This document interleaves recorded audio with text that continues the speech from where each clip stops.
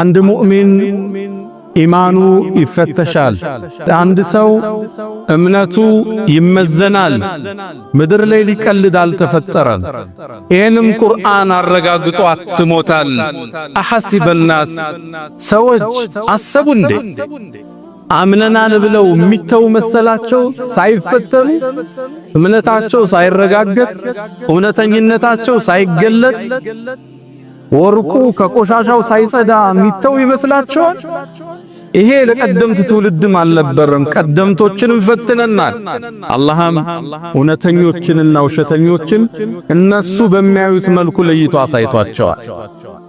ምድር ላይ ለቀልድ አልመጣንም። ፈተናዎች ይኖራል። ፈተናዎች ደግሞ ለየቅል ናቸው። አንዳንዴ በችግር እንፈተናለን። በበሽታ፣ በኢኮኖሚ ጥረት፣ በአካል መጉደል፣ በሰው መሞት፣ በወዳጅ መለየት ፈተናዎች ይኖራል።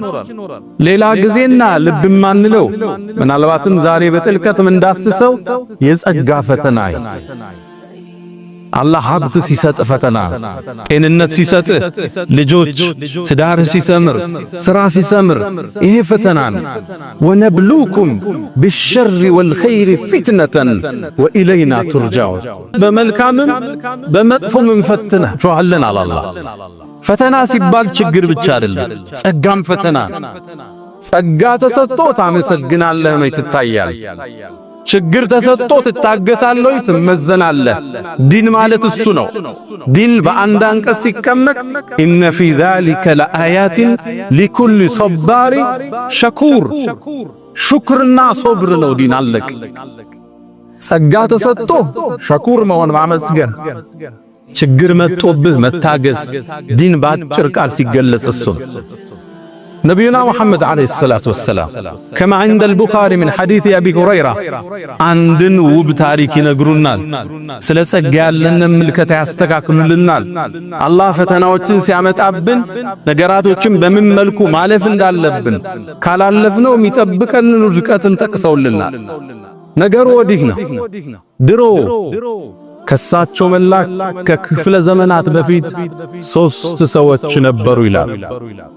አንደኛው ቆዳው የተላላጠ ሰው፣ የቆዳ በሽታ ያለበት፣ አሁን የምናውቀው በሽታ በረስ የምንለው ቆዳን ወደ ነጭ የሚለውጠው የሚላላጥ በሽታ ያለበት።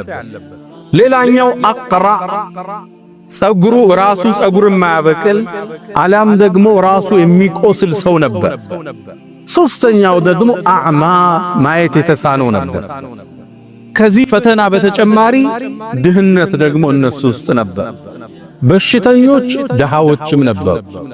እሰቡት፣ በሽታና ድህነት ሲደመር ነገራቶቹን ከባድ ያደርገዋል። አላህ እነዚህም ባሮችን ሊፈትን ፈለገ። አንድን መላኢካ በሰው ልጅ አስመስሎ ላከ።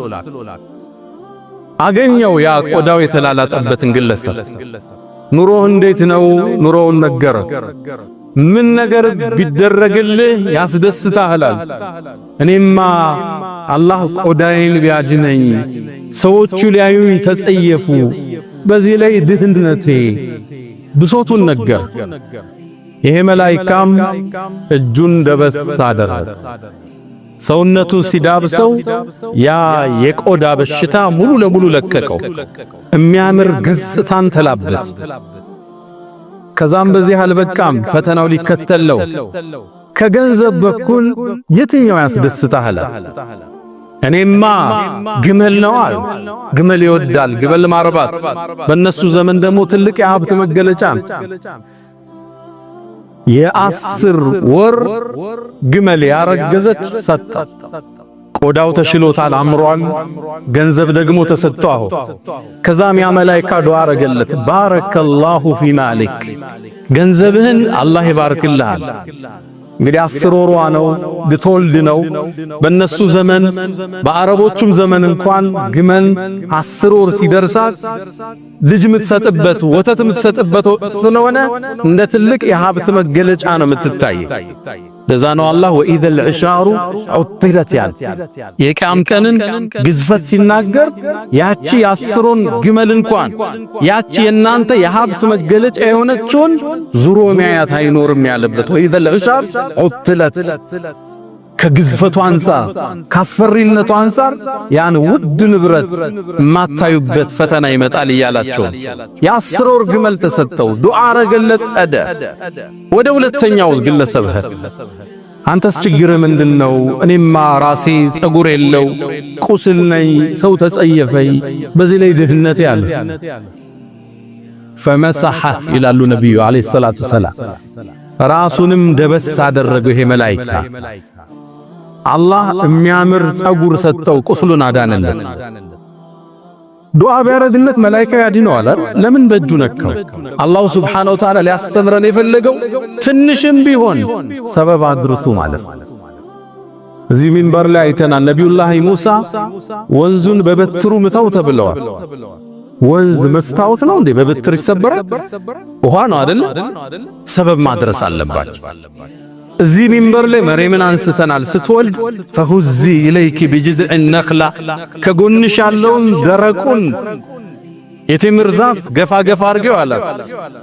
አይደለም የወለደች ሴት 10 ወጣት ደረቅ የቴምርን ዛፍ ማንቀሳቀስ አይችልም። ሰበብ ማድረስ አለባት። መላእክታውም ደበስ አደረገው፣ ጸጉሩ ሚያምር ሆነ፣ ቁስሉ ተሻለ።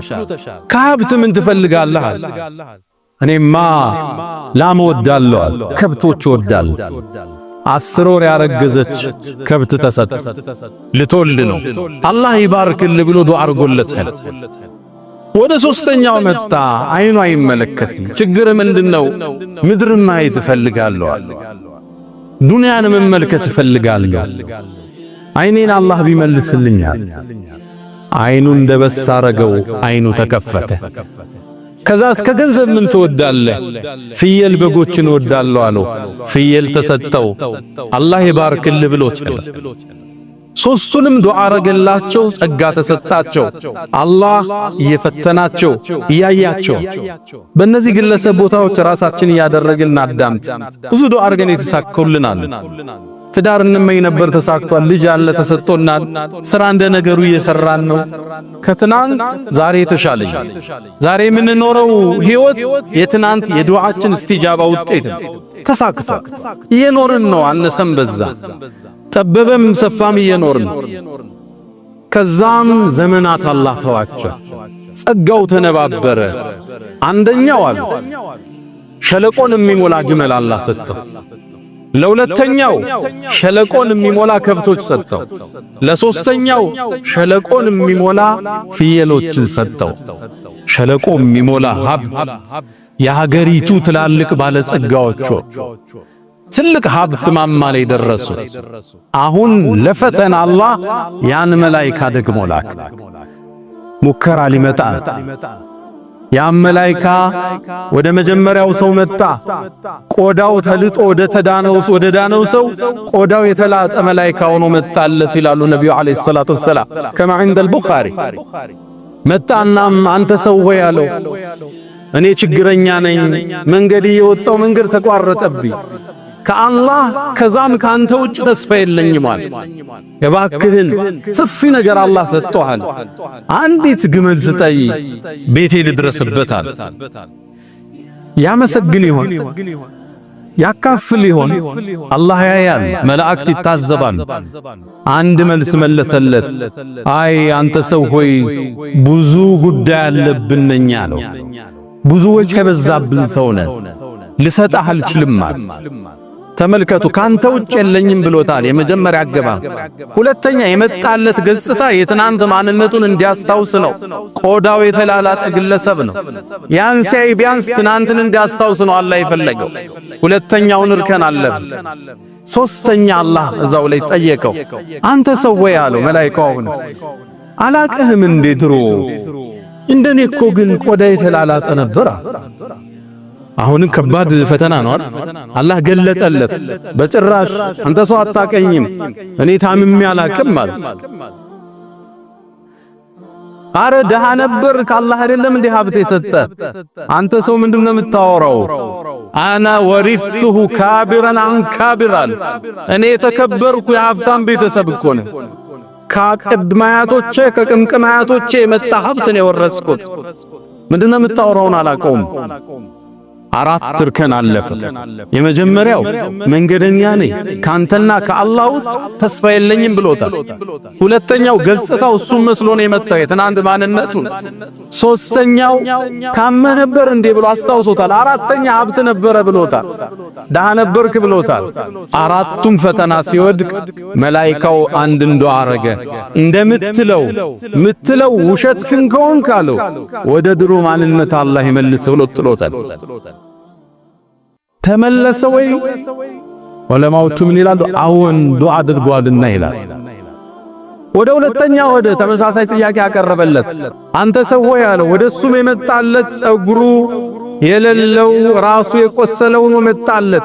የሱም የድሮ ማንነት እንዲያስታውስ ጠየቀው። አንተ ሰው ሆይ እኔ መንገደኛ ነኝ፣ ቤተሰቦቼ መድረስ አልቻልኩም፣ ችግረኛ ነኝ፣ እንደምታዩ ሰው የሚጸየፈኝ በሽተኛ ነኝ፣ ከአላህ ከዛም ካንተ ውጭ ተስፋ የለኝም፣ እባክህን አንዲት ከብት ስጠኝ አገሬ ልድረስበታል። አንተ ሰው ሆይ አለው ተመሳሳይ መልስ። እኛ ብዙ ኃላፊነት አለብን፣ ብዙ ወጪ አለብናል፣ ብዙ መስኡልያ አለብናል፣ ልሰጣህ አልችልም አለው። አንተ ሰው ወይ ድሮ በሽተኛ አልነበርክም አለው። ምታወራውን አላቅም አለው። ድሃስ ኑሮ ሀብታም አልሰጠህም አለው። ሀብት አልሰጠህም ወይ አላህ አለው። በጭራሽ ምታወራውን አላቅም። እንደምትለው ከሆነ አላህ ወደ ድሮ ማንነት ይመልስ ብሎ ጥሎታል። ተመልሷል። አዎን የመላእክቱ ዱዓ ስለማይመለስ ቅድም አላህ ይባርክልህ አለው። ሸለቆ ሞላ ሀብታቸው። አሁን አላህ ያጥፈው ሲለው ይጠፋል። ግልጽ ነው። ወደ ሶስተኛው መጣ። አይኑ አዕማ ኑሮ አላህ ስለከፈተው አሁንም አይና አዕማ ሆኖ መጣለት። አንተ ሰው ወይ ወደ ቤተሰብ የመድረሻ የለኝም፣ ችግር ውስጥ ነኝ፣ ደግፈኛል። ያ ሰው ምን አለ? አይና አዕማ ሆኖ አላህ ያዳነው። አንተ ሰው ሆይ አንተ አይን የለህም፣ እኔም እንዳንተ ድሮ ነበር፣ አላህ አይኔን ከፈተልኝ፣ ምትፈልገውን ያህል ውሰዳል። ጌታዬ ትልቅ ውለታ ውሎልኛል፣ አልከለክልም፣ የምችለውን ያህል ውሰዳል። ከዛም ምን አለው መላኢካው? እኔ አላህ መልእክተኛ ነኝ፣ መላኢካ ነኝ፣ ልፈትንህ ነው የመጣው። ካንተ አላህ ወዷል፣ በጓደኞች ላይ ግን አላህ ተቆጥቷል። ዱዓ አርጎለታል። ዱንያ በሽታ ብቻ አይደለም ፈተና፣ ችግርም ብቻ አይደለም ፈተና፣ ጸጋ፣ ምቾት፣ ድሎት ማናስታውሰው ምድራዊ ፈተናው አንዱ ምቾት ነው። ምቾትን በትክክል ከሚጠቀሙት አላህ ያድርገን። ጸጋዎችን ከሚያመሰግኑት አላህ ያድርገን። የተሰጠንን ከማንጠቅበት አመስጋኞች አላህ ያድርገን። አላ ወፈዐሉል ኸይራት ወስተግፊሩ ረበኩም ፈጡባ ሊልሙስተግፊሪን። الحمد لله على إحسانه والشكر له على تفضله وامتنانه ولا إله إلا الله تعظيما لشانه وصلى الله وسلم وبارك على رسوله وإخوانه أما بعد ወንድሞቼ ኹጥባውን ጠራ አድርገን አንድ ሶስት ነጥቦችን እናውሳና እንቋጨው። የመጀመሪያው መፍሁሙል አልበላ የአላህ ሙከራ ፈተና ብቲላ ምንለው አንዳንዴ በችግር እሱና እናውቀዋለን። ስትታመም መታገዝ፣ ስራ እስክታገኝ መታገዝ፣ ትዳር እስክትይዝ መታገዝ፣ ይሄ ፈተና ግልጽ ነው። የጸጋ ፈተና ነው። የሀብት፣ የጤንነት፣ የውበት፣ የሰው ዘንድ ያለ ተቀባይነት ልትሸመግልበት ነው የተሰጠ። አላህ የሰጠህ ዕውቀት ልታካፍለው ነው። ኒዕማ ፈተና ናቸው ሲመጡ። ወነብሉኩም ቢሸሪ ወልኸይሪ ፊትነተን ወኢለይና ቱርጃው እንጂ ችግር ሲደርስብን እየቀጣን እየፈተነን፣ ምቾት ሲሰጠን ደግሞ አላህ ስላላቀን አይደለም አክረመን አሃነን ይላሉ። አላህ ሀብት ሲሰጠው አላህ አከበረኝ ይላል። እየሸለመው መስሎታል፣ እየፈተነው። ዘካ ያወጣል ወይ? ወገኖቹን ይጠይቃል ወይ? መስጂዶችን እንደዚህ ቁሞ ያሰራል ወይ? ፈተና ነው የተሰጠው። ዕውቀት ሲሰጥ ዓላመቱን ፈኻማ እንድትባል አይደለም። ያስተምርበታል ወይ? ህዝብ ይለውጥበታል ወይ? በንግግሩ አላህን ብቻ ይፈልጋል ወይ? ልትመዘን ሁለተኛው ደረጃ ሹክር ማወቅም ይገባል። ሹክር ማለት 3 እርከን አለው። አላህ ለሰጠ ጸጋ ማመስገን ማለት የመጀመሪያው በቃል መናገር ነው። አልሐምዱሊላህ ይሄን ቤት ሰጠኝ፣ ይሄን መኪና፣ ልጆችን ሰጠኝ፣ ጥሩ ትዳር ሰጠኝ፣ ጤንነት ሰጠኝ፣ መልካም ቁመና ሰጠኝ፣ ጥሩ ጓደኞች ሰጠኝ። ሹክር በቃል ነቢዩላህ ኢብራሂም ልጃቸውን ሲወልዱ አልሐምዱሊላህ الذي وهب لي على الكبر إسماعيل وإسحاق إن ربي لسميع الدعاء ልጅ አገኘ አልሐምዱሊላህ በቃል ማመስገን። ሁለተኛው በውስጥህ ከአላህ እንደሆነ ማረጋገጥ هذا من فضل ربي ቤትን፣ መኪናን፣ ልጆችን፣ ጓደኞችን ህዝቡ ሞልቶ መስጂድ ስታይ هذا من فضل ربي هذا رحمة من ربي እዚህ መድረክ አውስተናል ዱልቀርነይን ግንቡን ሲጨርሰው هذا رحمة من ربي ይሄ የጌታዬ እዝነት ነው። ያንተ ችሎታ አይደለም፣ በእውቀትህ በውበትህ በተቀባይነት አይደለም። هذا من فضل ربي። ሶስተኛው የተሰጠህን ጸጋ ለተፈጠረለት ነገር ማዋል፣ ማካፈል፣ መስጠት የሹክር አንዱ እርከን ነው። اعملوا آل داود شكرا وقليل من عبادي الشكور። የዳውድን ቤተሰብ አላህ ምን አላቸው? ሹክር ስሩ እንጂ አላቸው። ስሩበት፣ ስልጣን ነብይነት ሰጥቻችኋለሁ ስሩበት አላቸዋል። ጸጋ ከምናመሰግንበት ውስጥ አንዱ ለተፈጠረለት ነገር ማዋል ያ ነው ምስጋና የሚባለው እንጂ እጅህን አጣጥፈህ አንተ ደሮና ክትፎውን በልተህ ምስኪን ሲመጣ በር ላይ መመለስ አይደለም። ዘካህን ቀንሰህ ማካፈል አይደለም። የተሰጠህን ነገር በአግባቡ ስታውለው አመሰገንክ ይባላል። ወቀሊሉን ምን ዒባዲ የሸኩር አላለ። ከባሮች ጥቂቶቹ ናቸው ሶስቱን እርከን አሟልተው አላህ የሚያመሰግኑ። ነቢዩና ሙሐመድ ሰለላሁ ዐለይሂ ወሰለም አላህ ያለፈውንም የሚመጣውን ወንጀል ማራቸው። ሌሊት ግን ቆመው ሲሰግዱ ያድራሉ። እናታችን አይሻ ከማ عند في المتفق عليه ጠየቀች፣ ያ አላህ መልእክተኛ አላህ የሚመጣውንም የወደፊቱንም ወንጀል ሚሮህ የለ ለምን ነው እግር እስከሚያብጥ ምትሰግድ አለቻቸው።